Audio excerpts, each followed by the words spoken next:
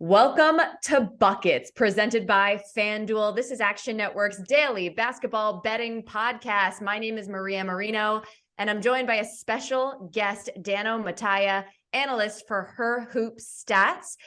It's finally here, the 2023 WNBA season, opening day. We have the slate, we have the lines, 4 games on Friday.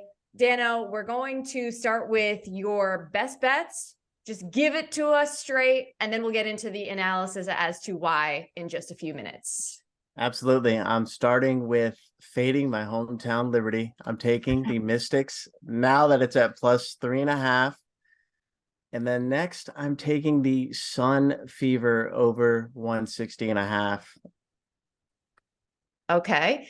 So again, we will get into this reasoning in just a moment.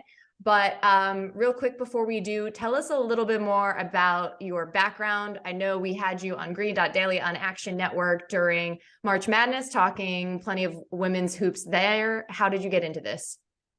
Yeah, it's crazy. I mean, I was working on a project. I'm a technology consultant full time, doing some betting, but never really winning, I'd say, losing a lot of bets on other sports. And then I discovered women's college basketball, WNBA lines, and using my data analysis, getting plugged in with Aaron Barzilai from herhoopstats.com, building my own data model, using his stats to make my model better. Next thing you know, winning at an alarming rate. Shout out taxes. And I've just been learning about taxes so much through this whole process. Do not like it. I miss Texas. Right. But yeah, I mean, I've always loved the game. I played college basketball, love supporting women's sports for sure. Been a big fan of the WNBA since I lived in Houston. Shout out the Comets. And now living in New York, season ticket holder of the New York Liberty, and hopefully the 2023 WNBA champions, New York Liberty, and loving every minute of WNBA basketball. It continues to grow. The work you did during March Madness and then just getting ready for the WNBA and growing gambling on women's basketball has been awesome. So seeing that growth and exposure has been so cool. So thank you for all that. Well, I appreciate the kind words, and I look forward to seeing you in Brooklyn, since I am also a local, and am also hoping for a Liberty championship, the first ever in their franchise history. So that being said, you are fading the Liberty here on opening day. Tell us the logic behind it. I mean, one, if your listeners did listen to your episode with Jim, it's hard to not love this Mystics team for a lot of the points you made in that episode. But I love the fact that they're home dogs. I think it's going to be a trendy pick to take the Liberty. But I think they're still going to have to work through a lot of gelling together and playing together. I think they got outscored by 20, at least in the first half against the Las Vegas Aces. And that was Stewie's first game, playing alongside Sabrina, John Quell's first game. So I just think it's going to take some time to mesh. So I'm also going to be playing the first half money line as well. But I think Mystics have a lot of continuity from last year left over. They only lost Alicia Clark, and they get Brittany Sykes. I think you talked about their defense before, but it should only get better. It's a tough opening night matchup for the Liberty. And then Liberty get to go home and play the Fever on Sunday, which God knows what that line will be. But yeah, it's just, I can't fade a home dog as talented as the Mystics, and with the Liberty just not having enough time to gel together. So, fun fact, when the line came out Thursday around 5 Eastern, I believe the Liberty were actually the underdogs. Yeah, 6-point swing. Yeah, and that very quickly changed. And now, as you said, we're seeing Mystics at +3, +3.5, somewhere in there. And I think all off season, the Mystics and pretty much everyone else in the league has been hearing about the Liberty and all of their additions, and they're a super team, and the Aces are a super team, and the Mystics are over here like, hey, we're not too bad ourselves. They finished with, I want to say the third best record in the league last year. And, we all know about the history of Elena Delle Donne, two-time MVP, who's officially healthy for the first time in a while. And listen, I've been harping about this on Buckets, talked about it on our WNBA season preview podcast that you referenced, which I recorded with Jim Turvey. So if you haven't, check that out for some more future plays. So yeah, Mystics as a home dog, like it. And by the way, that matchup is at 7 Eastern on Friday. The other matchup at 7 Eastern is Sun and Fever. And you said you like the over there. Tell us why. I do, and this has climbed a little bit. All of these lines have shifted from when they opened, unfortunately. But I do like the over at 160 still. I think it opened at 158.5. Coach Stephanie White has been pretty vocal about wanting this team to play extremely fast. I think there's some great stats out there about the amount of possessions that this team got last year when Jonquel was not on the floor. So Alyssa Thomas is basically going to be the engine for this team. She does have potential to win an MVP this year. She could average a triple double. It would not surprise me. I mean, she didn't have a triple over her whole career, and she ended up with three last year. Right. And I think they're gonna push the ball. They're gonna score. The Fever defense last year, or lack thereof, is not something that people are very afraid of. It's a tough matchup for Aaliyah Boston down low, getting Brianna Jones in her first WNBA game. It should be up and down. The side is 7.5 now. I think it opened at 9, so it's going towards the Fever at home. But hard for me to bet inside in this one. I know the Fever will not stop playing hard, even if they're down by a lot in the fourth quarter. We've seen them get a backdoor cover a lot of times, but the over feels safe to me. A lot of scoring, not a lot of defense from Indiana's side, and Indiana still has just enough offense to get this number up there. I played up to 162. Got it. And right now, about 159.5 on the total. And the Connecticut Sun are another really interesting team, another team that I think could be underestimated. And this is actually, more of a future conversation, but you like them, I believe, to go over 25 wins this coming season. Yeah, I think the number was higher for some people. I think it might have been like plus 1,000. But I saw it at plus 550, and I was like, absolutely. Let's do it. You're getting a ton of value for where the regular season win total is at now. I think it's at 22.5. So just to get 3 more games, which is very doable in this league. I wouldn't be surprised if they stole one from New York. They're hard to beat at home, one of the best home records in the league the last 3 years. And you're bringing back a lot of the same core. You're losing an MVP, but I think by the end of last season, their identity was really with Alyssa Thomas. So expect a big year from her. Plus 5,000 to win MVP.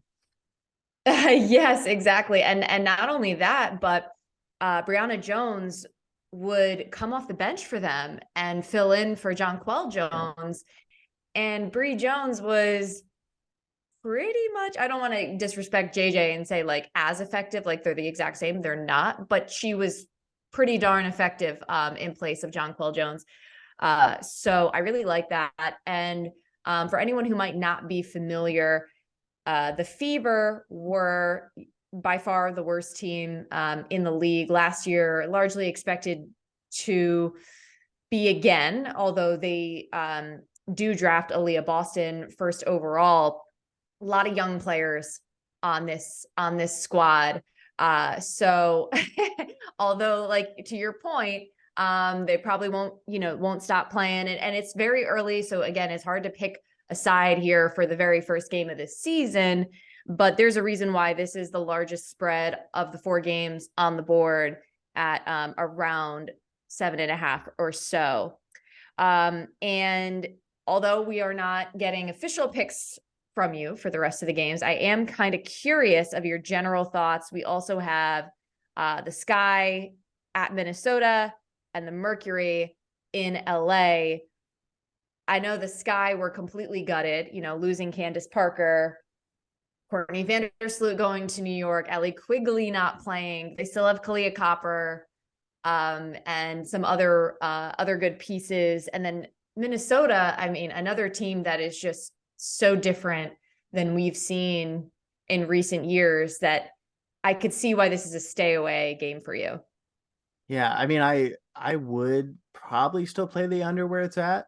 I think Sean Corner posted the under at 168.5, which is absolutely a great number. It could be down to 162 now, Yes. which is just a reminder about this market. I don't think it's going to be this fluid throughout the year, like women's college basketball, where the lines are moving all over the place. But it should harden up as we get closer to, as we get in the flow of things. But yeah, the lines are moving all over the place, but I still like the under, probably at 164 if you want to bet live. Speaking of betting live, I do want to add a note that the Fever would backdoor cover a lot, but would also just win fourth quarters in general because of how much they were down. And they're so young that they play a lot of players. So I did want to mention that one point about the Fever. Live betting on the WNBA is great. Do it a lot. So yeah, but I would not touch, back to this game, I would not touch the under 160 because things happen. This game can be crazy. There is some injury notes though. Izzy Harrison's not going to be playing. Hearing some nuggets that injury could be somewhat serious, but I don't know for sure. But they really only have Elizabeth Williams down low. So it's weird because you don't have Sylvia Fowles, who retired, to take advantage of this matchup. But two teams that I think are still going to be finding their identity throughout the beginning of the year. Definitely. And that's a great point about just the line movement here early to start the season. A lot of us still feeling things out, as are these teams. And so if there is something that you like, probably a good idea to jump on it. Sean Kerner probably jumped on that total for Sky and Lynx, and now it's like 5 points different. But before we go, do want to just touch on that one last matchup. Yeah. Phoenix Mercury and LA Sparks. This is just going to be so exciting to see Brittany Griner back. And I know she's still working her way in terms of getting back to the MVP caliber player that she was in 2021 prior to a wrongful detainment and horrible overall situation in Russia. But any thoughts with this matchup? This is a tough one. I probably would have leaned Sparks if they were underdogs at home. But two teams that are going to be playing very different. Obviously, you get BG back in the fold. Your whole identity is going to change as a roster. So that being said, you don't have Skylar Diggins-Smith, who is one of the highest usage players in the league last year. But everything I'm hearing, I talked to Cindy Brunson this week, actually, is that the Mercury are really going to be firing from deep. It's like inside out, get to Brittany, kick out for threes. So I wouldn't be surprised if they led the league in 3-point shooting this year.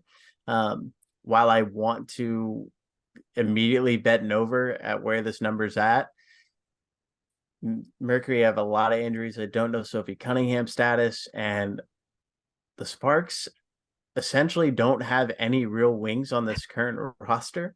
It's bigs and a few point guards who don't shoot that much. So it's a tricky one for me to cap.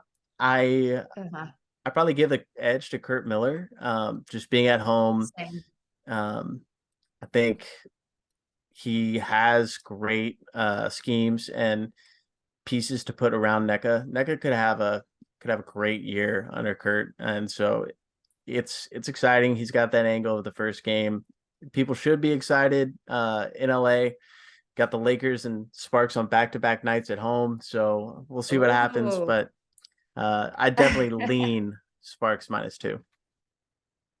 Copy that. But just to reiterate, your official picks are the over in the Sun Fever matchup, as well as Mystics plus the points hosting the New York Liberty. Dano Mattia, I'm so glad that you could join me for our very first WNBA Best Bets episode here on Buckets, presented by FanDuel. If you're not already following Dano, go to Twitter. It's at DRMATAYA, Dr. Mattia, and also at spread_the floor, which I might add is a great name for basketball betting content. And we will be coming to you again next week with more best bets here on Buckets. Once again, I'm Maria Marino. Thanks so much for hanging out with us. And remember to also download the award-winning Action app. Rate and review this podcast if you would, 5 stars preferably, and you could win Action swag or a free subscription to Action Pro. Let's get buckets.